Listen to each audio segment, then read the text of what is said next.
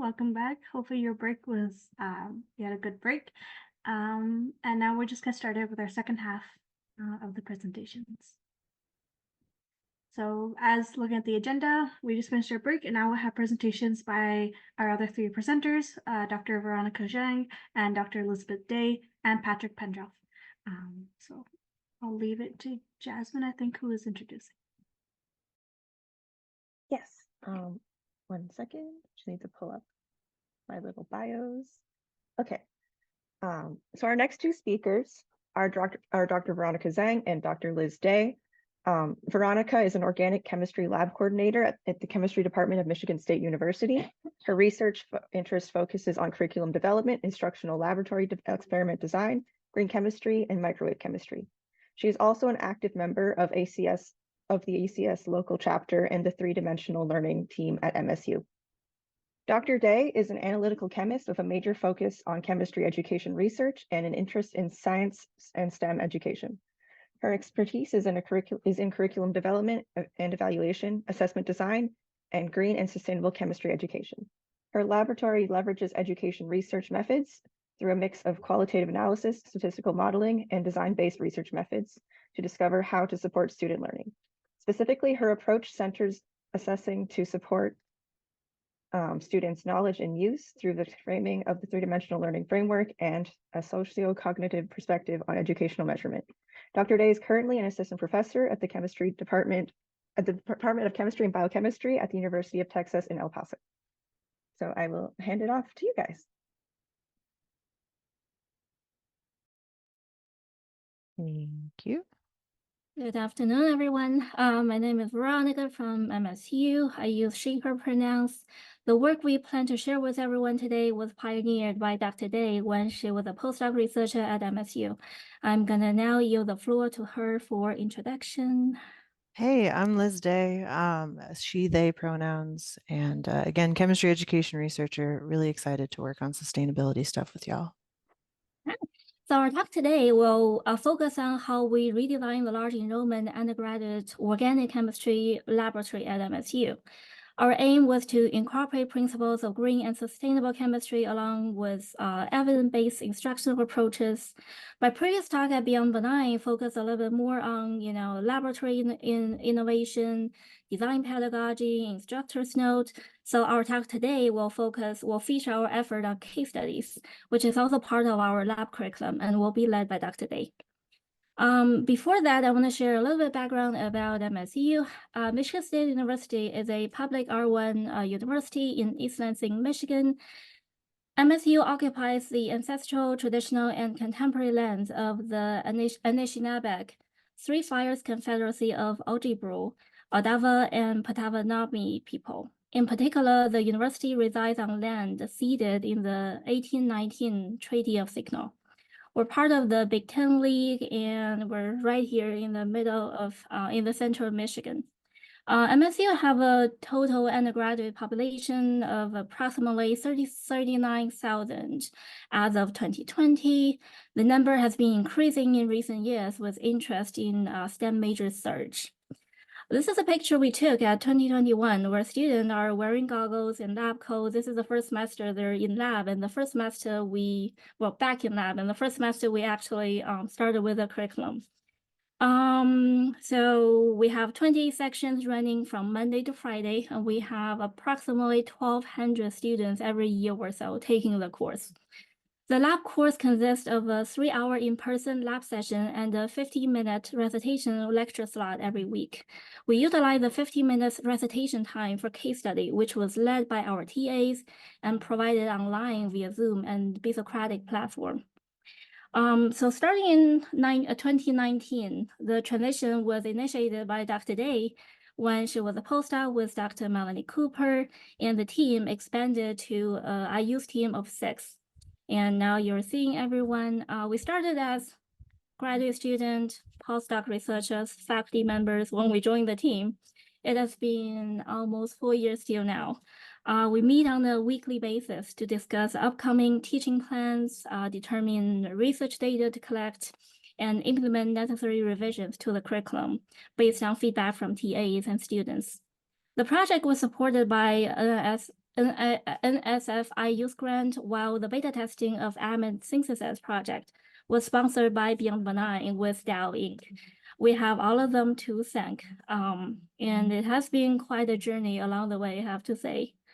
So come back to the curriculum. The entire curriculum was designed under the 3DL, three-dimensional learning framework. So we want them to integrate disciplinary core ideas, scientific engineering practices, and cross-cutting concepts to provide students with a comprehensive and interconnected understanding of science. Dr. Day will further elaborate on the incorporation of scientific and engineering practices into the curriculum in later slides. So the transition to the new curriculum was divided into several sections.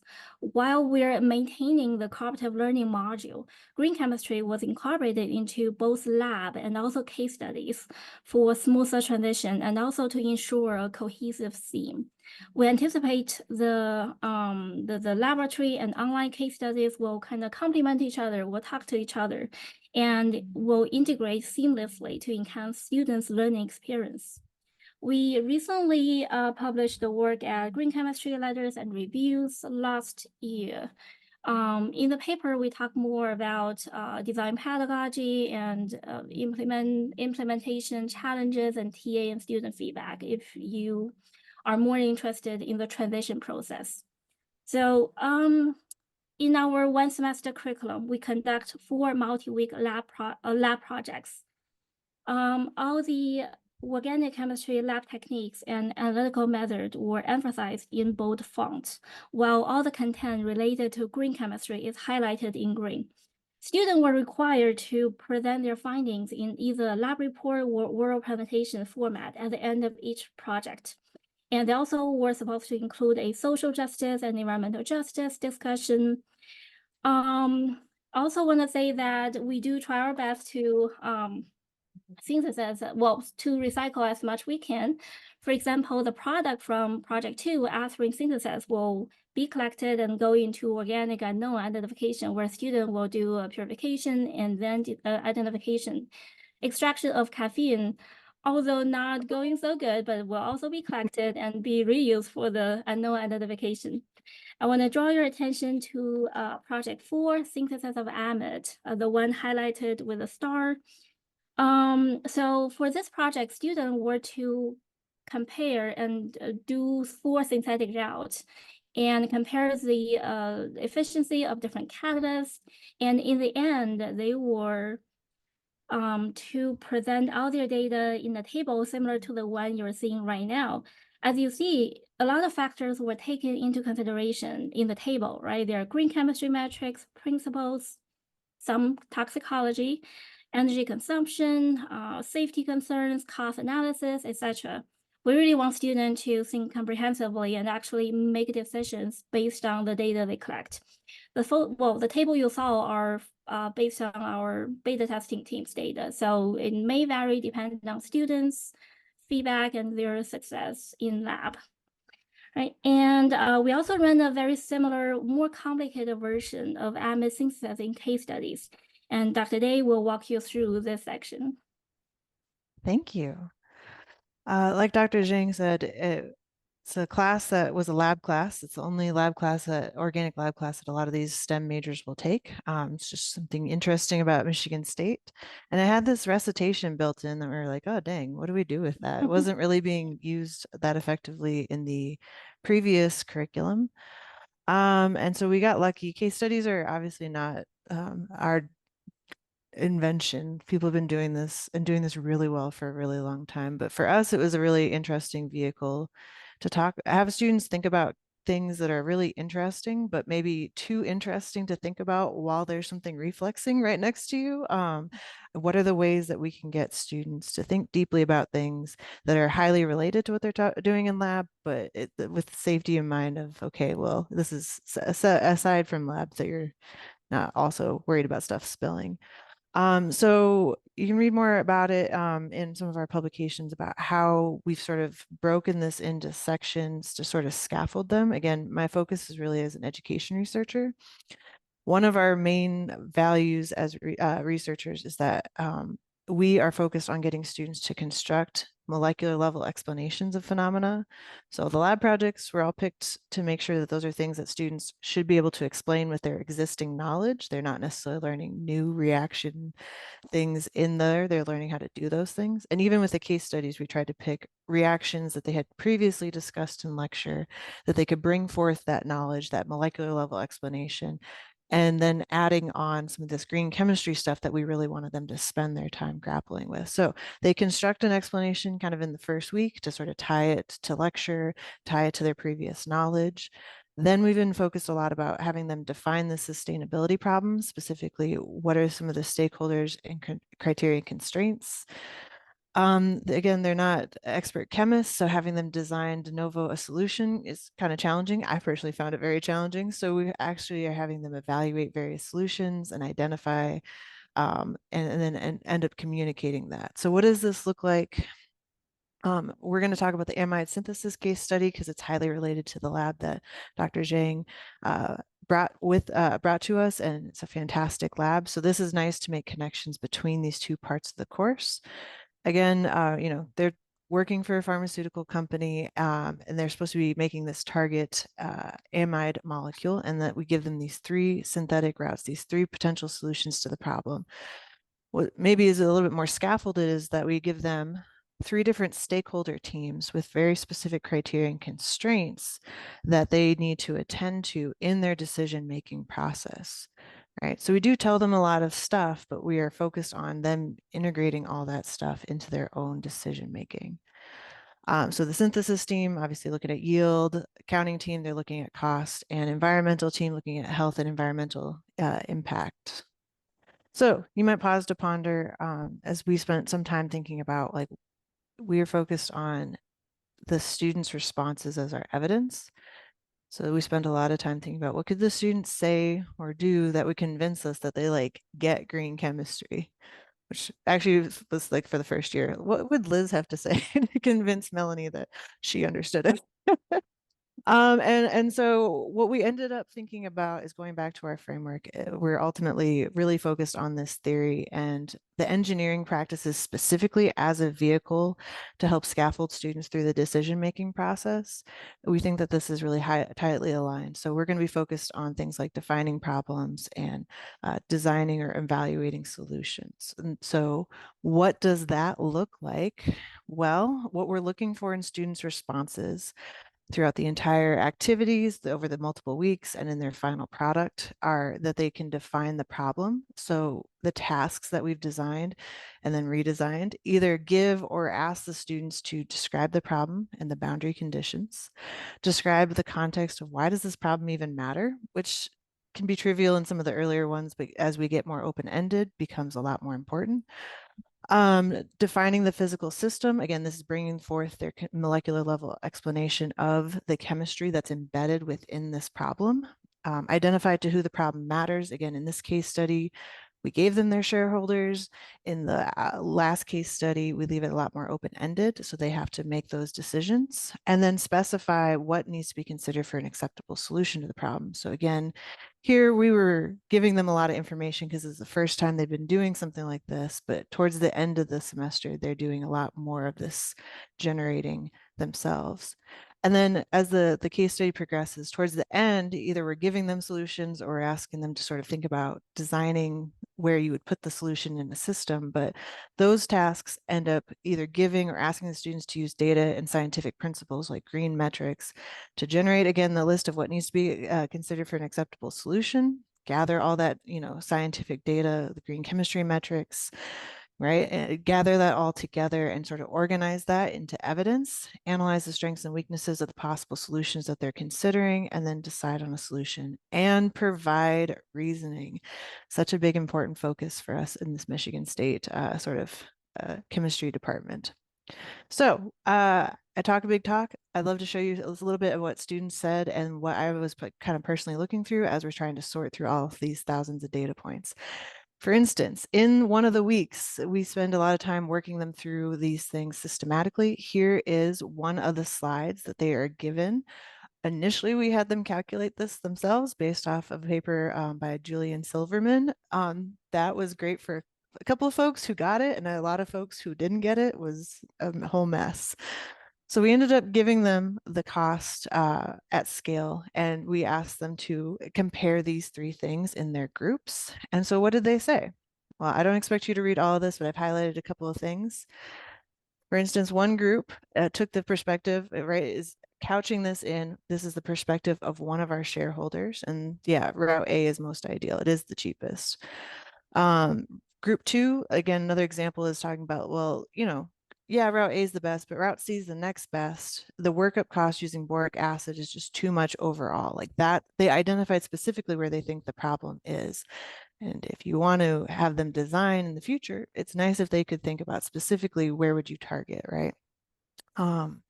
Group 3, again, I'm not expecting you to read all this. I'm trying to bold the things that we're kind of zeroing in on. They go, yeah, well, route A might be the cheapest of the three routes, but route C has a higher yield. And so they're starting to weigh these sort of trade-offs of like, okay, well, this is cheapest, but you're going to get way more out of this. So like maybe it's worth the investment of a little bit more money, right? And group 4, just sort of to show you another example, you know, while route A is obviously the cheapest, it's comparable to route C, which is only like $2 million more. It sounds a lot to me, but, you know, I appreciate from the startup pharmaceutical company, maybe having, again, that largest yield is really worth that extra money. And so I appreciate that we're seeing some sophisticated responses in our students. The second sort of prompt that I want to highlight for you is we asked them to consider this from the shareholder of the environmental team. So we showed them some of the solvent waste, the byproducts, and some of the hazards, and asked them to, again, synthesize. And so just real quick, some examples. Another group talked about how, well, route A produces some byproducts that could harm the environment. And so does route B, but they say route C has no toxic byproducts and is therefore the most environmentally friendly. Group 6 sort of said similar things, you know, that at least they're talking more specifically about climate change, which is, again, stuff that we kind of told them. I think the most interesting one is that this group said that water is non-toxic. If I've learned anything from green chemists, that is potentially a spicy statement, depending on who you're talking to, that water is maybe not the greenest thing.